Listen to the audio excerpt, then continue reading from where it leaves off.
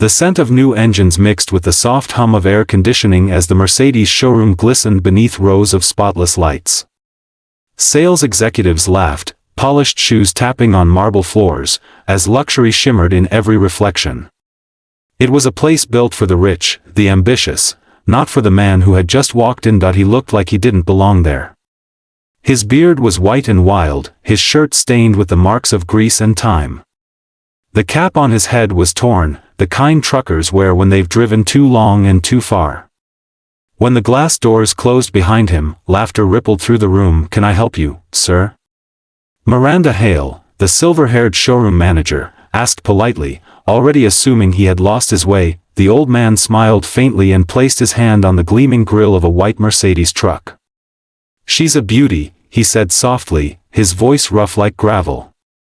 Then, turning toward the stunned executives, he added, "I'll take 5 of these." The room fell silent, then exploded in laughter. 5? These trucks were worth more than houses. Julia, the youngest employee, couldn't stop giggling. "Sir, each of these costs more than most people earn in a lifetime," she said kindly, but the old man didn't flinch. His voice steady, his eyes calm. "I know," he said. "And I'll take 5. No one knew that those words, spoken in a cracked voice by a man in torn clothes, were about to change every life in that room. The laughter faded into awkward silence as Miranda cleared her throat. "Sir, perhaps you meant to visit our used vehicle section." "It's down the street," she suggested. The old man just smiled. "No, I'm in the right place," he replied. "But maybe you're seeing the wrong man." He walked slowly toward the corner table and poured himself a small cup of water from the dispenser. The executives exchanged looks. Some smirked.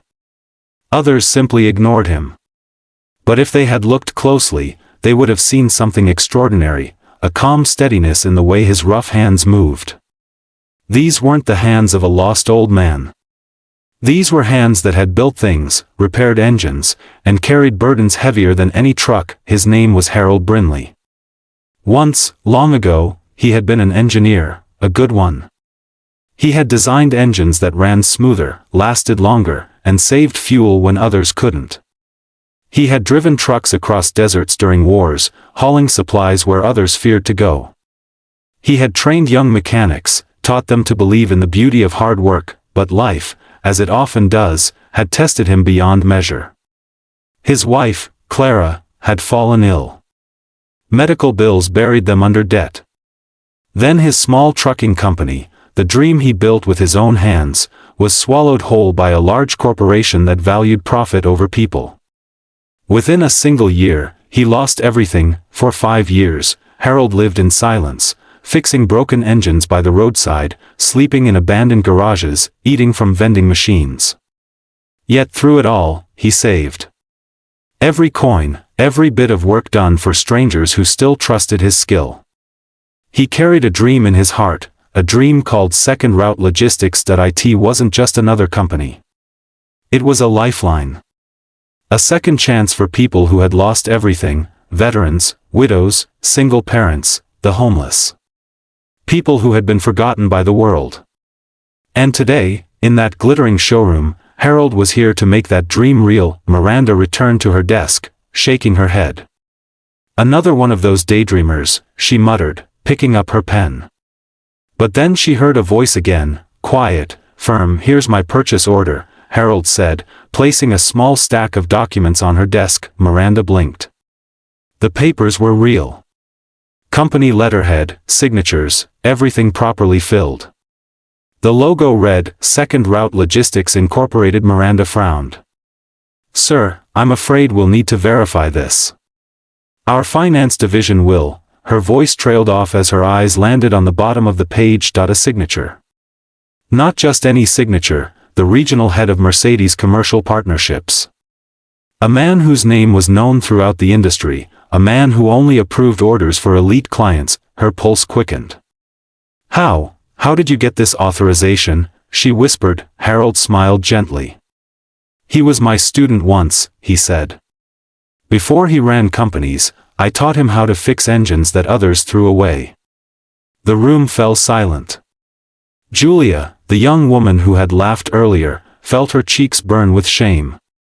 The others stood frozen, realizing who stood before them, not a beggar, but a builder. Miranda swallowed hard.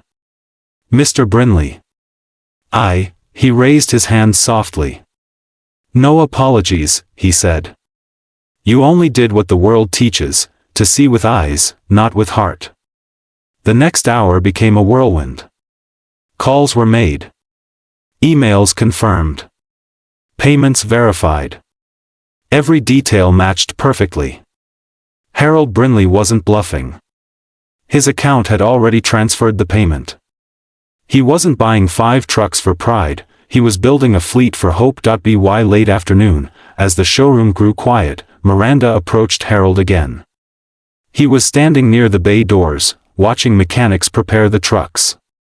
The setting sun cast golden light across the polished metal. You know, Miranda said softly, I judged you the moment you walked in.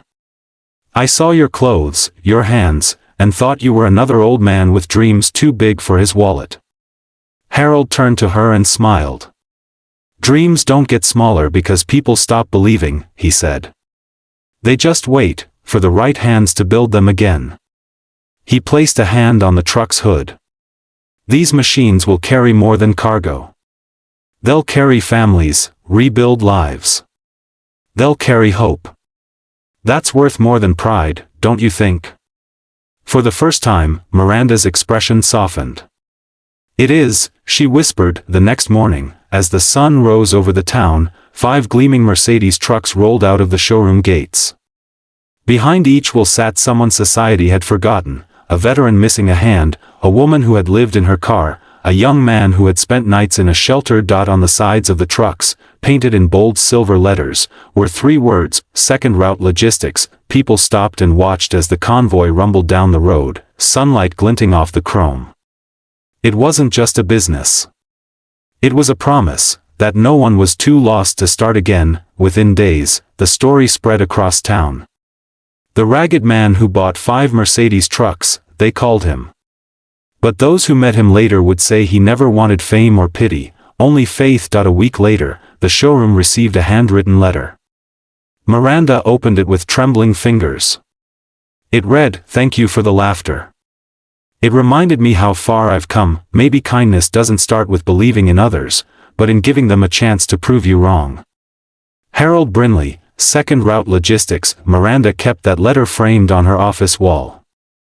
Every new employee was told the story of the old man who walked in wearing torn clothes, bought 5 trucks, and left behind a lesson that would outshine every chrome reflection in that building. And somewhere, miles away, 5 trucks rolled along endless highways, their engines humming like hearts beating in rhythm with hope. Moral: sometimes the richest people walk in without gold, only purpose, and the poorest are not those without money, but those without kindness in their eyes.